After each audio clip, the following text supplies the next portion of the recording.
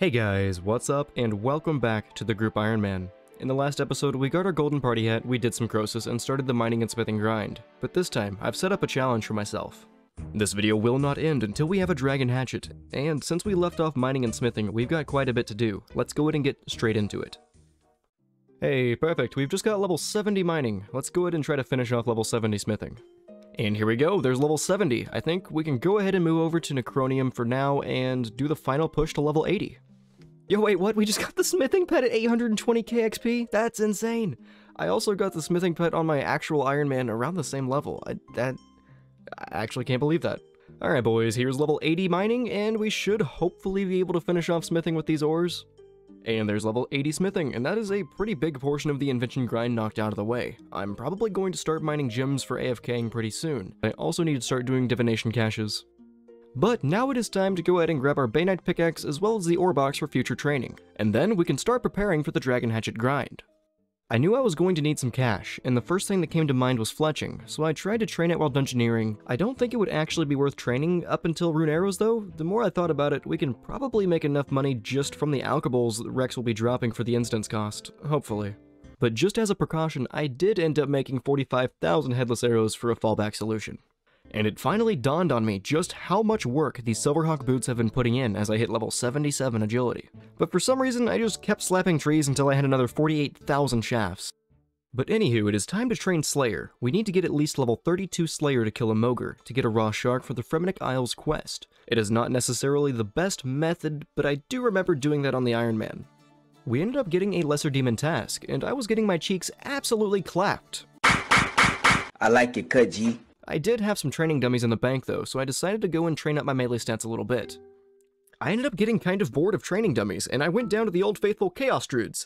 I tried to use a wand with an offhand sword, and using chain to keep them in combat at all times, but this was just terrible, and I truly would have to rate this a 2 out of 10. Back to training dummies.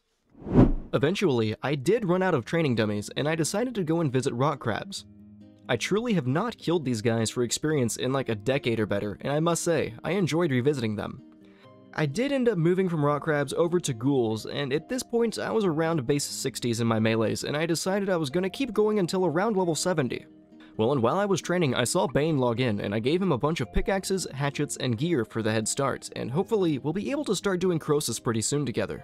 I decided to go ahead and make an Orichalcium set to train with from level 60 to 70, and we kept AFKing ghouls with this super advanced bomber method that I developed.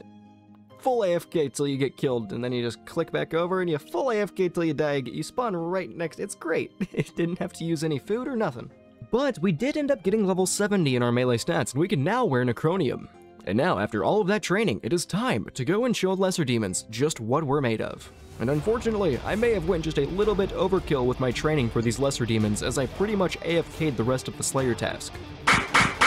I like it, cut G. But we were able to finish out that task, and here is where we finally got level 32 Slayer on an Ogre. And then I realized I needed to do Kenneth's Concerns so we could kill Mogres, which it's not exactly on the path that I had in mind, so I've decided I'm just going to go ahead and unlock temple trekking, as I already am planning on doing that within the next couple of weeks anyway to work towards Vyres, and that'll give me a little bit of a head start at least. Well, after completion of Innate of Myrku and Darkness of Halavale, we were able to run through a temple trek and obtain our raw shark.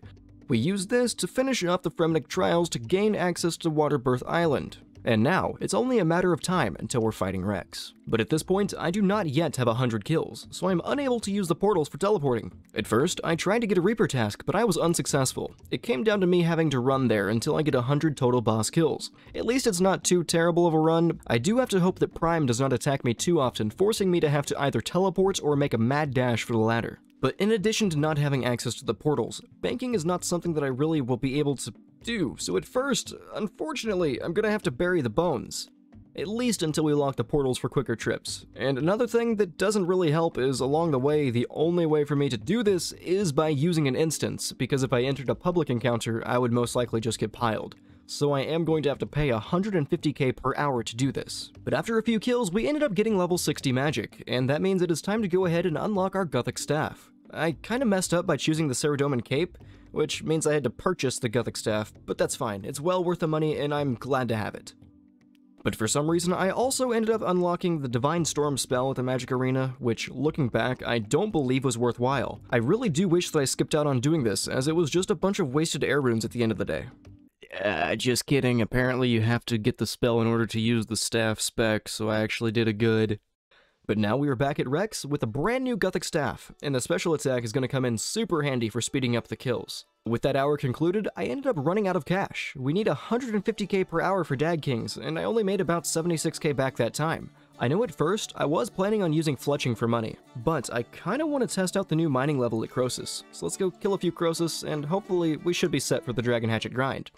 But of course, we gotta pay a visit to Mazcab to snag some of these super restore potions. Alright, here's 5 kills or so. I ended up swapping back over to Hunter, mainly because with the public lobby, I was getting pretty much the same points no matter which role I chose, which I thought was kind of funny, but hey, I'll gladly take the Hunter experience. It's way more useful than the mining experience at this point in time.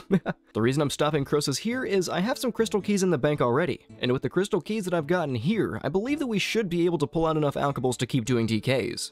I started with just over 60 crystal keys, and I thought, surely, I'd be able to get at least 500k or so in alchs, which wasn't quite right, but including all of the coin drops, we did manage to scrape together 438k, which at least will get us back into the cave. And finishing up with another hour, we come up with nothing but a few alchs. I'm not extremely discouraged though, we do get the odd noted bone drop, and this is pretty decent magic XP. On to a brand new day, attempting to roll for a Dagonoth King task again with absolutely no luck. Alright, we are 49 kills in, and we just got our first drop. Here is a warrior ring. This is going to be our best in slot melee ring for quite a while, I suppose, but I would have preferred a berserker ring, honestly. Or, you know, just the dragon hatchet. But hey, I'll take it, I can't complain, at least we got something. Ooh, hey, okay, 72 kills, and this right here is the final piece that we needed for the rock shell set. Minus the boots and gloves. At least I think there are boots and gloves. I don't know off the top of my head. Anyway, this is going to be a good melee set for sure.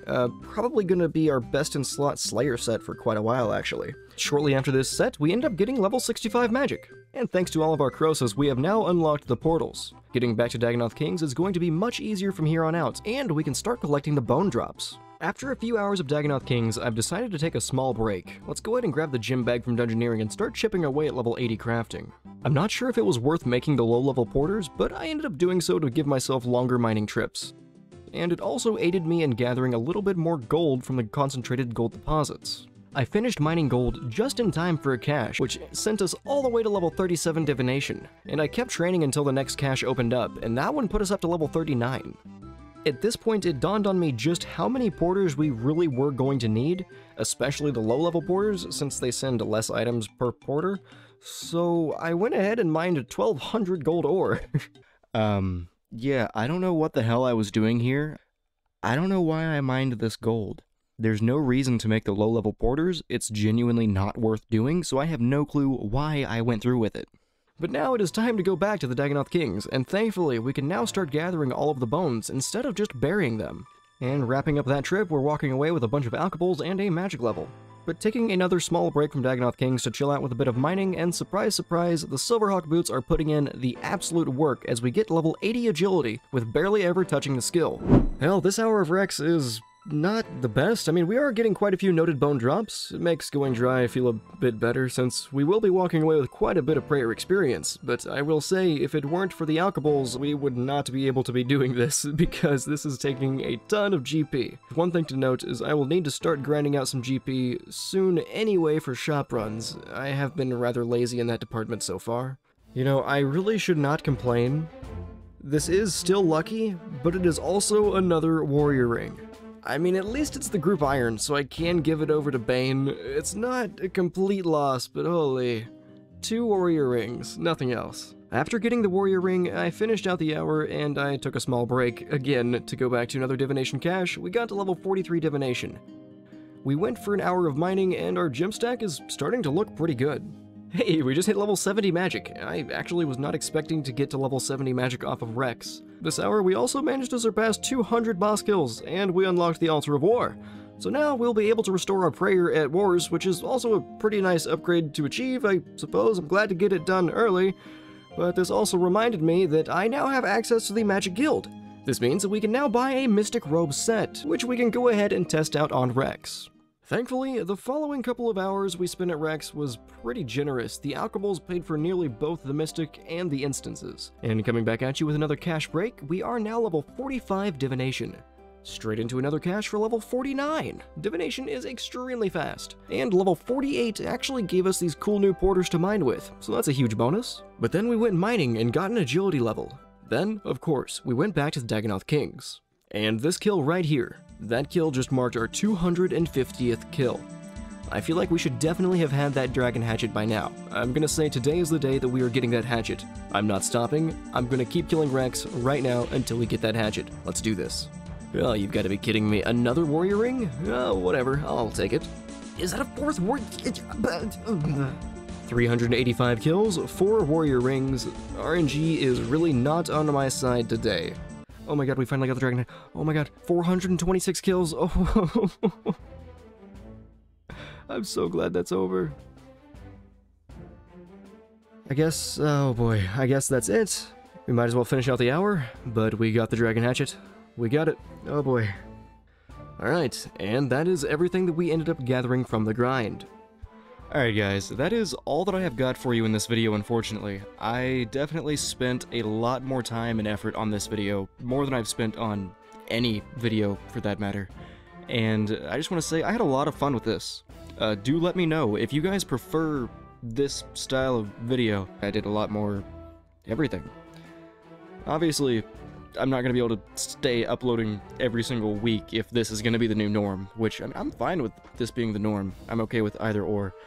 I'm mainly going for whatever y'all enjoy. I mean, I enjoy the process. I like making content. It's pretty good. I've been doing it for over a year now, and I definitely want to keep going. I guess until next time, take her easy. Have a good one.